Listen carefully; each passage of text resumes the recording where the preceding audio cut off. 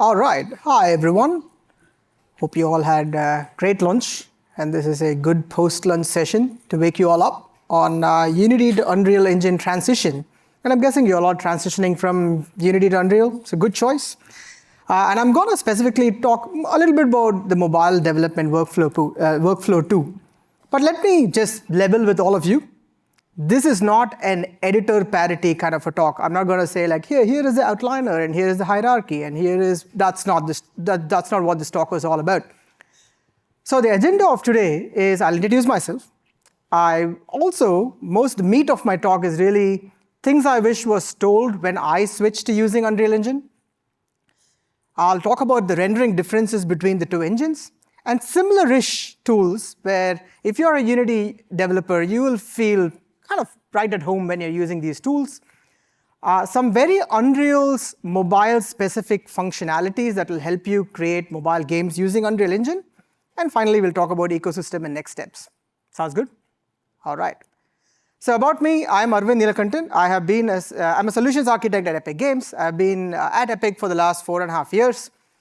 My work has primarily been focused on mobile and optimization. Previously, I worked at Unity for about 4 years, so I kind of know those pains when you're moving from one engine to the other. Now, mobile is very, very important for Unreal Engine. And if you're a Unity developer, and if you're just getting started, I would definitely recommend that you check out this article on the Epic Developer Community Portal called Unreal Engine for Unity Developers. It goes through pretty much what like the editor parity kind of a thing, goes into fairly good detail on all of those things. So it's pretty cool. And when you're switching to Unreal Engine, it's not just me switching from Unity to Unreal Engine. There's been a lot of studios that's been doing that switch too. You can read about all of those studios and why they switched to using Unreal Engine by scanning this QR code. Now let's get into things I wish was told when I switched to using Unreal Engine. So I'm a programmer, so I'm very naturally curious about how things differ between Unity and Unreal Engine under the hood. There are a lot of even philosophical changes behind why some features are the way they are. So let's talk about demonstrating factual differences between the two engines, right? So let's just dive right in. Now let's begin with an empty scene. This is the beginning, right? This is Unity. And I'm going to be creating an empty new scene. There is nothing in the hierarchy. So no lights, no game objects, and when I click play, you see that the hierarchy has nothing in it. It's just got like a debug thing, but it's really got nothing in it, which is what you would expect from an empty application, right? Now this is Unreal Engine Fest. So if I do the same thing in Unreal Engine, I think you already know what's going to happen. I create an empty level, I click on play, but suddenly the outliner is populated with things I did not add at all. And when I was beginning to use Unreal Engine, this confused me a lot. And this is one of the biggest differences between Unity and Unreal Engine, in that Unreal Engine takes care of the boilerplate systems for you by default. Now, what does it mean? As game developers, I'm sure you have made a lot of games. And in the process, you might have noticed that there are a lot of systems that you keep writing over and over again. And you're probably encouraging your team or yourself to then abstract these systems or implement those systems in all the other games that you're going to be making, right? And at Epic Games, we are game makers ourselves, so we know this, and this is why we have abstracted these systems out. Now, what are these systems? Almost all games have the following, right? They have game rules, they have player or players, they have a player camera, there is a player information where you're storing their name, score, and player-specific data. You have a UI, user interface, inputs that are coming from the player, be it a touchscreen or a keyboard, and you also have like a starting position of the player. Now, this is true whether you're making a first-person shooter game or even a match 3 game for that matter. All of this really comes into play. All the things that you saw auto-populated in the outliner is exactly that. Game rules are stored as an object called game mode base. Players are called default pawn. Player camera is managed by player camera manager, and so on and so forth. You get the idea, right? And also, Unreal is naturally multiplayer friendly. So there are a couple of objects called game network manager and game state base that help you with making multiplayer games. Obviously, if you're going to be making your own game, you want to be modifying them. So these properties are set in the project settings. If you go to maps and modes, or even in the world outliner, Unreal Engine provides an existing structure for you to build your games on. Now, if there is one sentence I find very, very dubious, it just works automatically. I don't believe in magic. So I want to know, how does the engine pick these things up? I'm a programmer, so I want to know these things. Now, fortunately, the entire Unreal Engine source code is available for anyone to poke around. So if you look at the world class, which is what is instantiated when you load a level, there is a reference to game mode base class. And as soon as a level is loaded, the game mode base is initialized. And if you go to the game mode base class, you'll notice all the things that you saw in the outliner is all the things that get instantiated over there too. So if you're a Unity developer and you're like, you know what, I want a blank screen, you could actually comment these lines out, and then your level would be completely empty. There'll be nothing in there. But you really don't want to do that, because what you're seeing in action is the extremely robust and tested gameplay framework. Now, this is the backbone of game development in Unreal Engine. The Unreal Engine gameplay framework is this core set of classes and concepts that provides this structure and modular foundation for building gameplay mechanics and experiences. And it's designed to offer developers a very, very robust starting point, and for handling many fundamental tasks that you need when you're making a game. And so my advice is, don't really fight it. It's extraordinarily flexible. So you can use this same structure, whether you're making a multiplayer third-person kind of a game like Lyra. So if you open up the Lyra project, it's also using the same game mode base and all the other things that's coming under it. Or whether you're making a top-down casual RTS kind of a game like Cropout, which is also available on Fab for you to kind of poke around how that's being set up. Or whether you're making a brawler, or whether you're making a FPS game, whether you're making a dungeon crawler. These are, by the way, new templates that's available in Unreal Engine 5.6. All of that are based on the same gameplay framework over and over and again. And it's not just us making use of it, right? It's every other game. And by the way, all of these games are mobile games. So be it Tower of Fantasy Hot Tub, the Oregon Trail, Ni no Kuni, of course, Fortnite itself, all of them using the same framework. And I'm from India, and from my neck of the woods, there's Raji, and from Asia, there's Final Fantasy and Blue Protocol, all of them using the same framework over and over again. So it's an extraordinarily flexible framework. And all the objects that got added to the outliner, like in Unity 2, are selectable in the level. So you're able to position them wherever you want. So this brings me to the second important conceptual difference between Unity and Unreal. So let's talk about these objects that you see in the level. This is Unity. Any objects that you can see and edit in the scene window is called a game object. So here I'm adding a cube, which is a game object. I'm adding it to the hierarchy, and I can kind of move it around if I want to. So I'm adding a cube. So there you go, cube, blam. Awesome. And all the properties of that cube, such as its mesh or material, are stored as a component. And you can modify these components or add new ones, which I'm sure as Unity developers you might be familiar with it. Now, Unreal has a similar paradigm. All the objects that you see or modify in a level is called an actor, and these actors can then have actor components, which are the properties that define the actor. Like in this case, this is a cube which is an actor, and that has a static mesh component, which is what makes the actor show the cube like a mesh.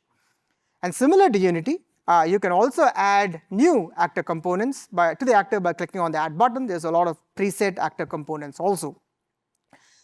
Now, the cool thing in Unreal is everything in Unreal Engine is either an actor or an actor component. And of course, the actor and actor component themselves inherit from the base U object. And you'll see some old friends in this image, right? Like pretty much like the end of a Scooby-Doo episode, if you just kind of like rip off their mask. The entire gameplay framework we spoke about earlier are just actors the entire time. Gasp. And since we have source code access, you can also easily trace the hierarchy of this. And as a side note, you'll notice all this A actor and U actor component, which when the first time I was looking at it, I was like, what the hell is going on? This is an Unreal Engine convention that all actors have a prefix A, and all actor components and objects have the prefix U. So A is for actor, U is for UObject. Now let's talk about the building blocks of any Unity game, which is prefabs. Now creating a prefab in Unity is pretty straightforward. You just create a game object, you drag it from the hierarchy into the project window, and that's about it. Now you can then edit this prefab in the prefab window, add and edit its components, and in Unity, the prefabs are flat and don't really support your traditional object-oriented inheritance in the same way that scripting classes do. Now there is an alternative data-driven approach through the concept of prefab variants, where you can create a child prefab that inherits the properties and structure of the base prefab. But these are more like templates for game objects and not really true classes in the classical programming sense. So now heading back to Unreal Engine, for the most part, the equivalent of prefabs is blueprints. That said, blueprints are more structured and fundamentally class-based. They fully support inheritance, and you can see the same kind of inheritance in action everywhere. So you can see the actor, pawn, player controller, game mode base, the same kind of hierarchy happening everywhere when you create a new blueprint. So for example, if I create a game mode based blueprint, so I'm just going to go blueprint, I'm going to create a game mode base. Let's do that. Let me just call it something, BP underscore my game mode, and you'll notice that in the details panel, all the properties that you see are what the game mode based class is exposing to your editor, which is what you'd expect from inheritance, right?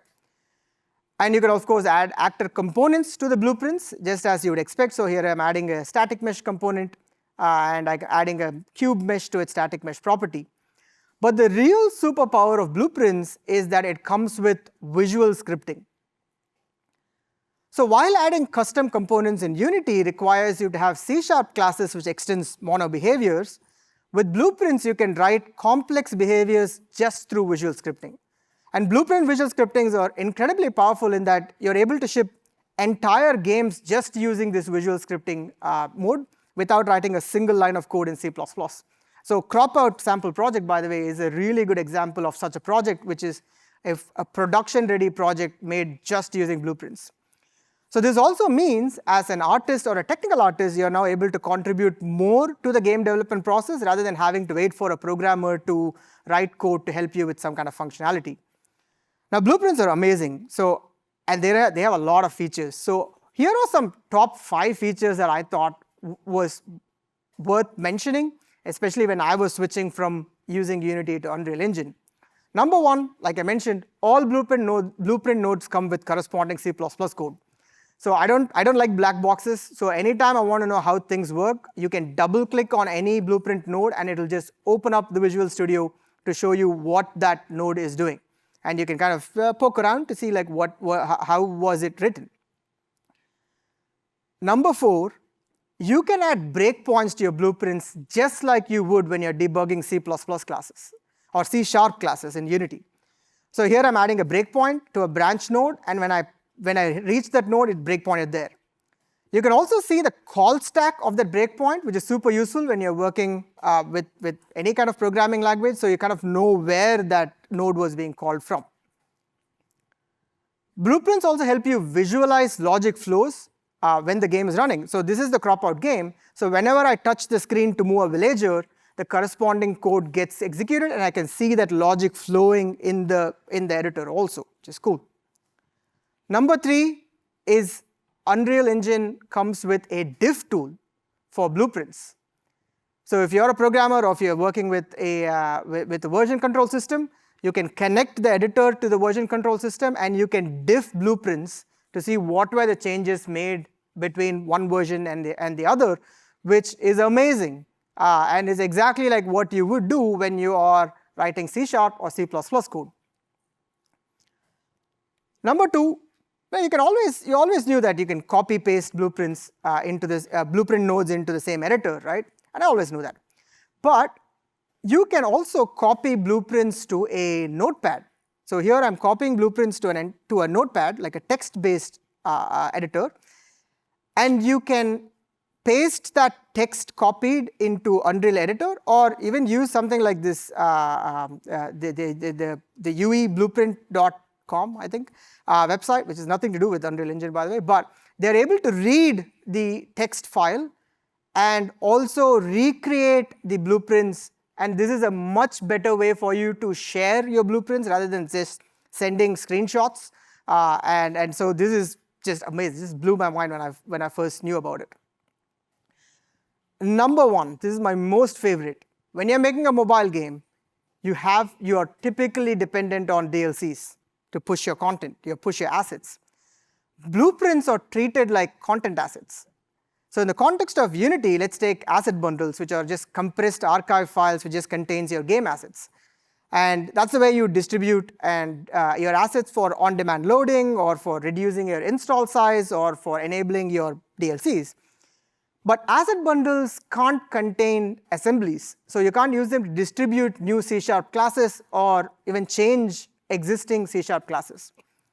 On the other hand, Blueprint scripts compile down to bytecode, so you can package them to pack files.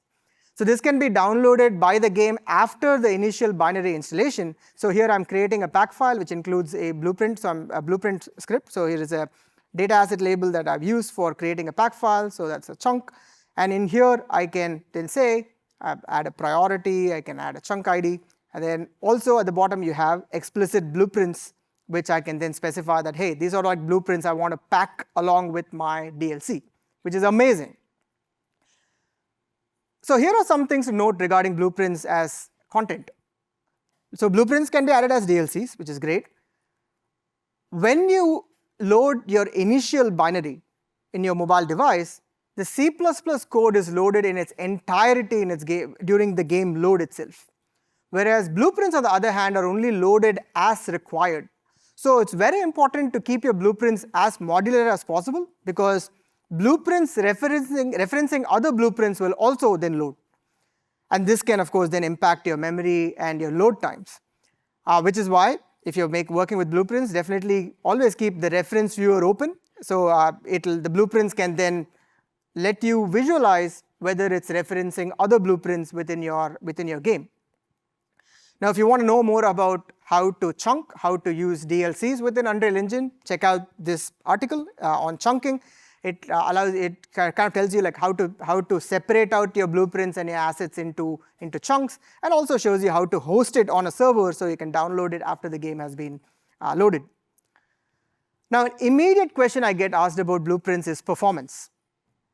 Now, my advice typically is you should not just use hunches to define the architecture for just a fewer CPU cycles.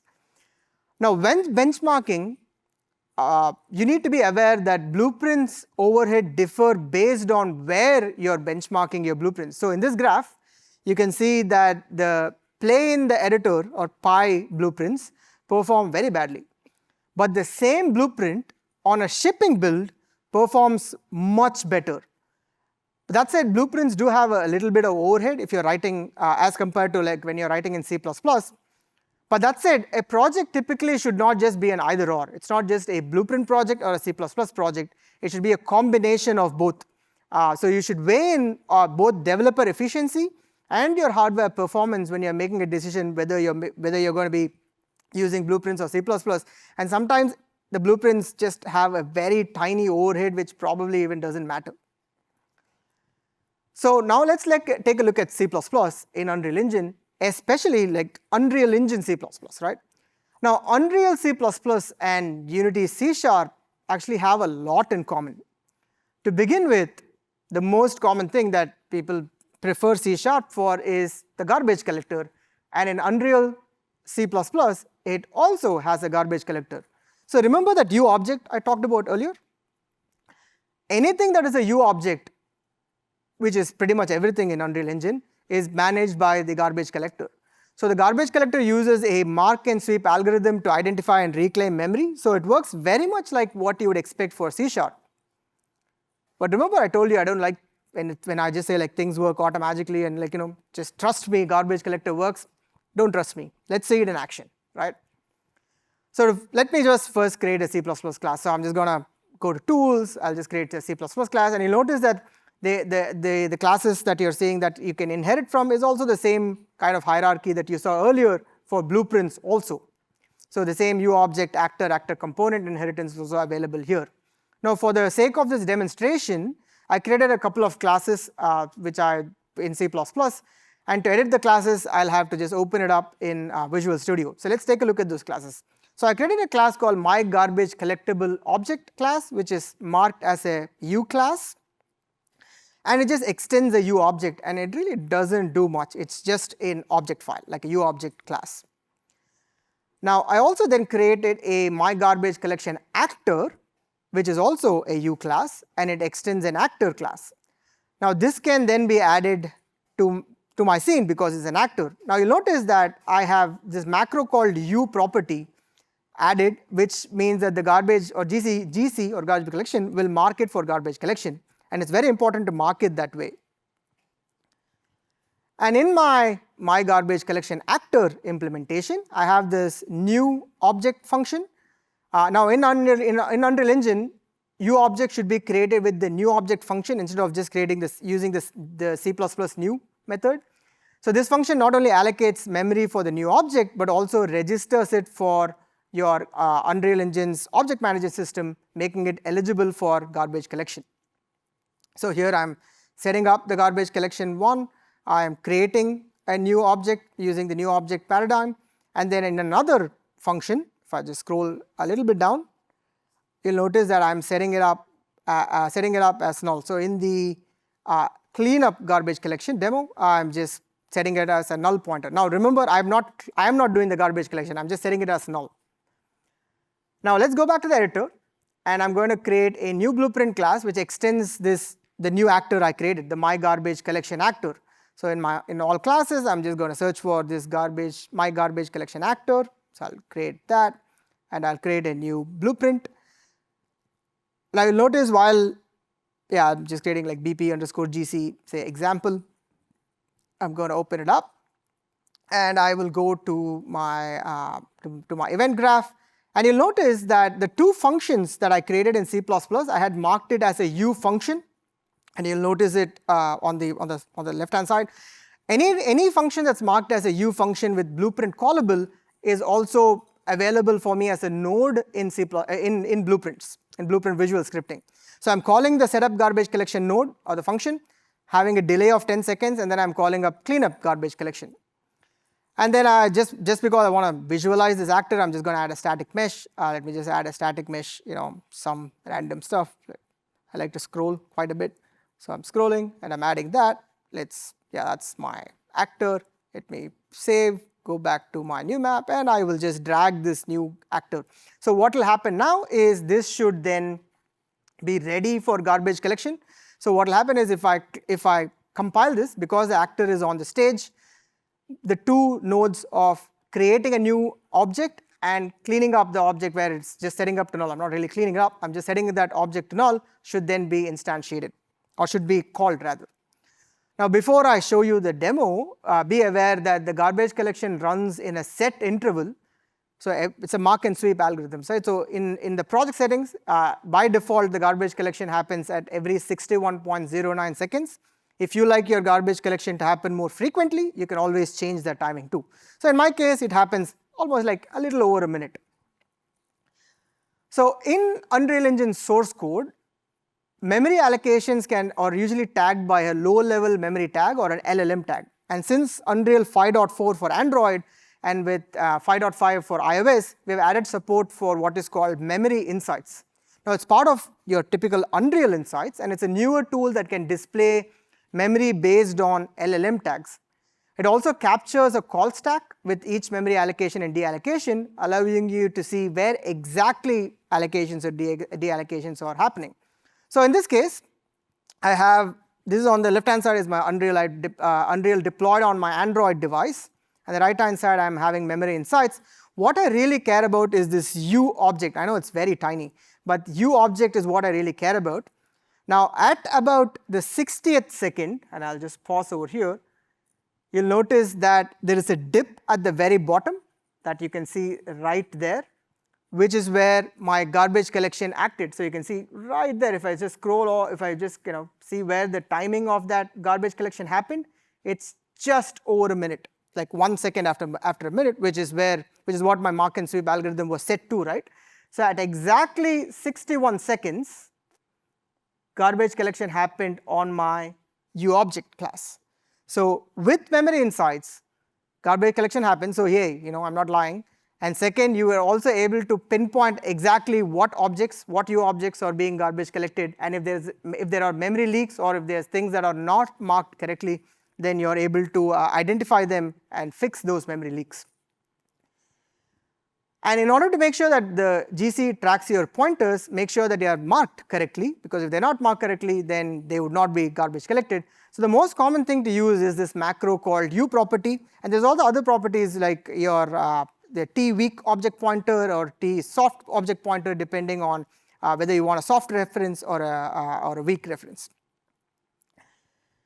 Now, to know more about how to use memory insights, check out this Epic Developer Community post I wrote. It goes into a great lot of detail on how to set up memory insights and how you can use them. All right.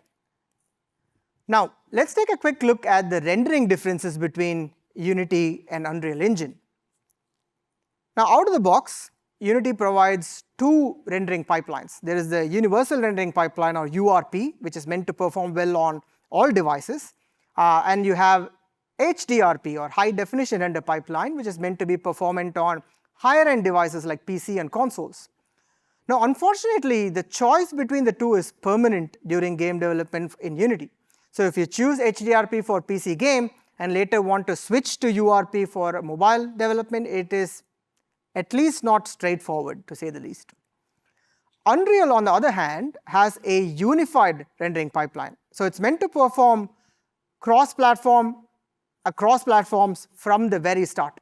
So the editor also provides some excellent tools that allow you to scale the assets and also play with your render quality based on which platform you're going to be deploying your game to.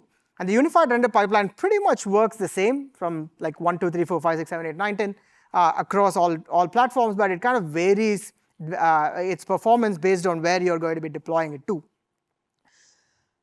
The Unreal Rendering Engine really scales really well too. So in terms of visual parity, here is an example from this game called Tower of Fantasy Horta. And you'll see the visual differences between mobile and PC is very, very small. The video, in fact, was created by this YouTuber called Dear Impact. Left-hand side is mobile, right-hand side is PC. And the devices getting better and better means that the visual parity is only getting better and better.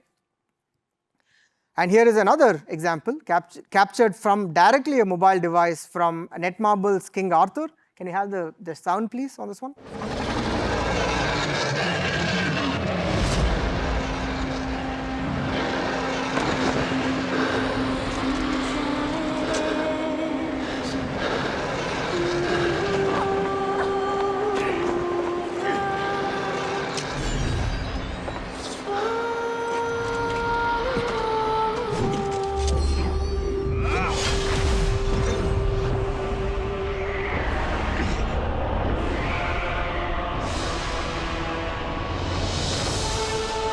I'll just pause right there, but it's a long video. But you can see the visual quality that Unreal is able to provide, and this is on a mobile device. And more screenshots. This is again from the same game, and another game. So I think this is from Kuro Games' Wuthering Waves, which has been making waves in the gaming community. And it's also cross-platform on mobile, and just looks amazing. Now, this has been the case since even UE 4.27, but with UE 5.5, we have made a number of improvements in the engine on how it handles mobile rendering. So let's walk through a couple of those improvements really quickly. The first important thing is GPU scene. Now, what is GPU scene and why do you need it really? So in short, GPU scene is just this collection of GPU buffers that just holds information about all the objects in your scene. So it enables this auto-instancing or dynamic instancing where you are able to merge several draw calls into the same rendering state into a single draw call. And GPU scene exists and is used in Unreal Engine for several years on PC and console, but only recently has it been enabled for even mobile devices. Now, enabling GPU scene allows you to allow some really nice GPU-driven techniques. One of them is per instance culling on GPU for instance static mesh. One more feature that was added recently is the ability to select your LODs for each instance on GPU. So this is also enabled by default when GPU scene is enabled for mobile devices. And if you're into making open world games, it also works on mobile using GPU culling, which is also enabled through GPU scene. So all these landscape tiles that you're seeing for open world games are just basically very compact instances. So they can be easily culled on the GPU in a similar way where we do per instance culling for instance static mesh 2, which I showed you earlier. Then there is this HITCH, right, like the runtime PSO pre-caching. Now, so in the top left corner, we have this performance graph that shows you this basic performance information like frame time, game, and render thread.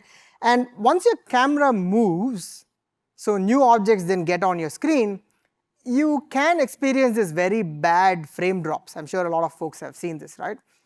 By the way, through using Memory Insights and Unreal Insights, there's been a number of reasons that can happen, but we know through Memory Insights and Unreal Insights that this was caused by a shader compilation hitch, and the more modern name for it is called PSO compilation hitch. Now, why is this happening? Because whenever the engine renders some object with shaders for the very first time, it needs to create and compile those shaders for some intermediate format into it before it can take its final GPU microcore format. And this compilation happens in the driver and can take a significant amount of time depending on the CPU power of your mobile device and of course the complexity of the shader also. With 5.4 and 5.5, in fact, we now have solved this, and it's enabled by default, and it's called the PSO pre-caching method. And what this does is, when a game loads a level, for each loaded static mesh or a skeletal mesh or landscape or particle or any other components, we are able to then first look at all the materials that's been used by these components, and we are going to collect all the possible PSOs that those components can have.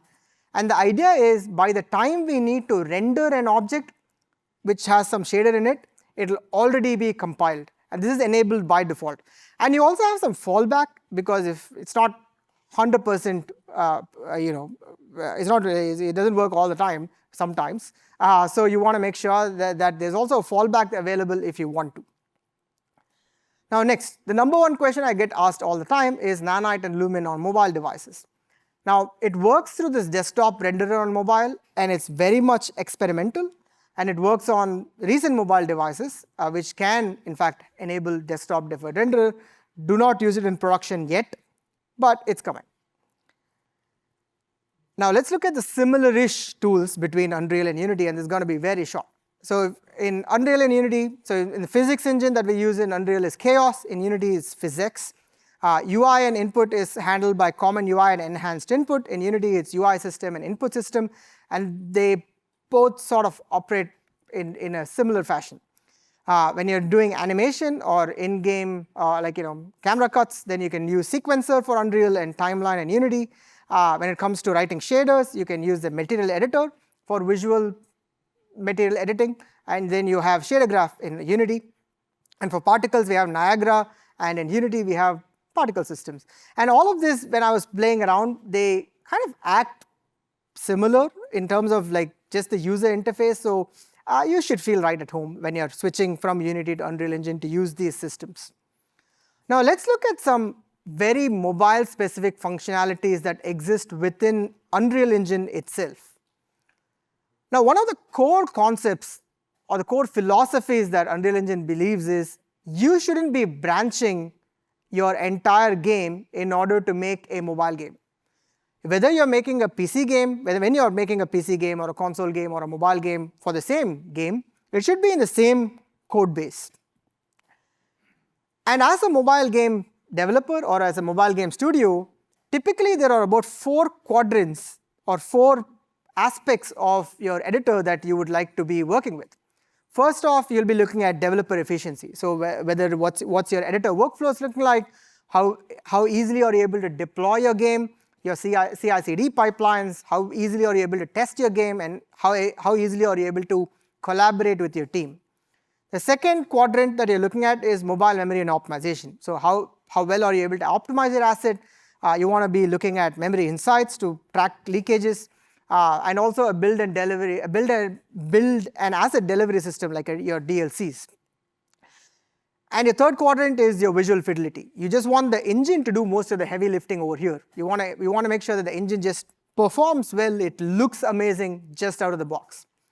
And you want third-party support. So when you're making a mobile game, you want to have ads, in-app purchases, notifications, integration with third-party libraries, and so on. So let's look at how Unreal Engine performs when you're looking at these four quadrants really quickly. The first quadrant is developer efficiency. Now, when you're working on mobile device with mobile games, you want to often be deploying to mobile devices. And if you're going to be supporting a lot of mobile devices, it's going to be painful to have physical devices available. So with 5.5, we now have Android emulator support. So this is the official emulator provided by Android Studio, and you're able to connect directly from the engine to the mobile device. So if I go under platforms, if I run the emulator, I can go under platforms, and that emulator will now show up under my platforms, and able to just connect directly from the editor into my emulator. We're also working on launching multiple emulators at the same time. So you can have 5 or 6 emulators running at the same time, and you can deploy to all of those emulators. Now, emulators are amazing because you're able to test your game on these emulators because they're very, very close to the real hardware itself. If you're a programmer, you don't want to keep deploying your entire game and cooking all of your assets. If you're just writing C++ code, we now have this option in project settings called Don't Bundle Libraries into APK. If you switch it on, it'll only bundle your C++ code and not bother sending or cooking your assets every time. Now then I can also then hear your artists whisper now, which is what about artist efficiency? Now Zen Streaming is your friend, and it's been available since 5.5. It's officially production ready at least since 5.5. Now this chart is fairly dense, so let me just walk you through it very quickly. Now on the top blue barrels that you see, the first one is the Unreal Editor. So anytime you're loading your game into Unreal Editor, all the assets that are required for that editor is cooked, and it's stored as a cooked output data into your local machine or into your DDC cache. And every time you're compiling your game to be pushed to mobile, there is a staging stage where you have the same build, cook, and run happening. A new set of cache is being created, and then when you're deploying, another new set of cache for your assets are being created. So it's very time consuming if you're going to be deploying and iterating your game. What Zen Streaming does, on the other hand, is it just bypasses the stage and deploy part when you're testing your game. It directly streams the assets that has already been cooked for your editor and dumps it into streams it into your mobile device. And this means that if you just want to, as a technical artist, as an environment artist, or a level designer, you just want to see your game working on a mobile device, you don't have to do the entire staging and deployment cooking for the mobile device. You can just stream it through Zen Streaming process. So Zen Streaming, let's say it in action, right? So this is crop out game, and I am streaming this game, and you'll notice that on the top left corner there is a Zen Streaming happening, and this means that assets are not in fact stored in my mobile device. The assets are being streamed from my PC, which is my development PC, into my mobile device. So it greatly improves your artist iteration time. Now setting up Zen Streaming is ridiculously easy. You just have to have these 2 checkboxes. So there's you need to enable Zen Server in your project settings, and in your default engine.ini file, just add these 3 lines where you're just saying zen.auto launch, limit process lifetime to false, allow remote network service to be true, and you're done. So when you then deploy your games to your mobile device, you're just streaming your assets and not really cooking your assets. Now be aware that don't use this for production, of course. Use it purely for testing purposes. Now the next quadrant that you're looking at is mobile memory and optimization. which is asset optimization, device profiles, memory insights. Now, I have 10 more minutes left, but fortunately, I went into spectacular detail on how to prepare your assets for cross-platform applications. So you don't want to be compromising on visual fidelity when you're deploying for PC and console, but you still want to be having the same kind of visual fidelity, but with better performance on a mobile device, and how to set those assets up. I go into detail at my previous talk at UEFS Seattle. Do check it out. There is also this, if you are a non-video person, if you like to read the same thing in text format, I also wrote an ADC article called Memory Optimization, Mobile Memory and Optimization. You can check that out too. Then the next quadrant that we're looking at is visual fidelity, rendering, and performance. And I think we went into great detail about it earlier, so I don't want to iterate it. But you know that Unreal Engine does really well on mobile devices in terms of visual fidelity. And the fourth and final quadrant is the third-party support, which is also adds in-app purchases, notifications, and so on. Now, I would say this is probably a less evangelized part of Unreal Engine. So let's look at that. So let's look at ads. Ads, in fact, AdMob specifically has native integration within Unreal Engine. So there are, in fact, in Blueprints, there is a show ad banner node, there is a hide ad banner node, and so on. So if you want to be showing ads in your game, this just works automatically. Similarly, for in-app purchases, there are also in-app purchase nodes which are wrappers for both Android and iOS. So you have, let's say, the read in-app purchase information or the start an in-app purchase node in Blueprints. It just is already there. And similarly, for notifications, you have the schedule local notification or other notification related blueprints that allow you to show notifications. And finally, if you have like an SDK or libraries that don't have Unreal Engine support, check out apigear.io.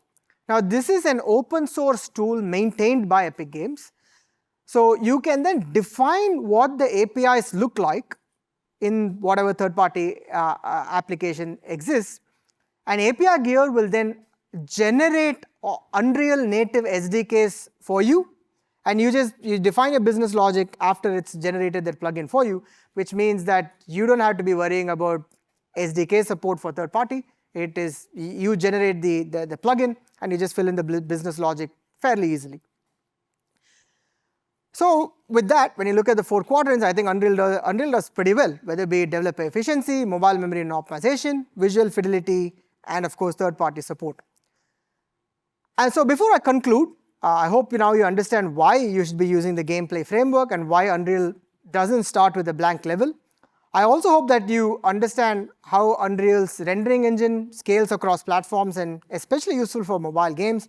And the idea really is to help you make mobile games simple by letting you build on top of a very, very robust system, which is the gameplay framework.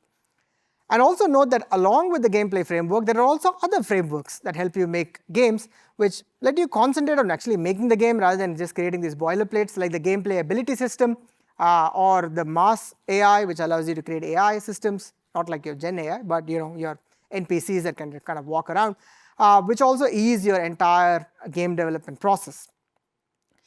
And with Epic Games, we don't just provide the tools, right? We also help you build with an ecosystem of tools which helps developers throughout the game development cycle. So be it tools like Unreal Engine, and then you also are able to get content from Fab, or you're able to then leverage services like your multiplayer services through Epic Online Services. You're able to distribute your game through the Epic Game Store and even through Fortnite if you're creating from UEFN, and also reach out to our communities, which is amazing, on both ArtStation for artists and through the Epic developer community for anyone else. So if you want to know more about how to get started with Unreal Engine and mobile game development, check out this link again. It's awesome, helps you with a lot of these initial hand-holding when you're creating a mobile game. And while you're in the process of creating this kind of mobile game, do join the Epic for Indies community. It's awesome. There's a lot of people making mobile games and games in general using Unreal Engine. All of them have been put together in a nice Discord channel.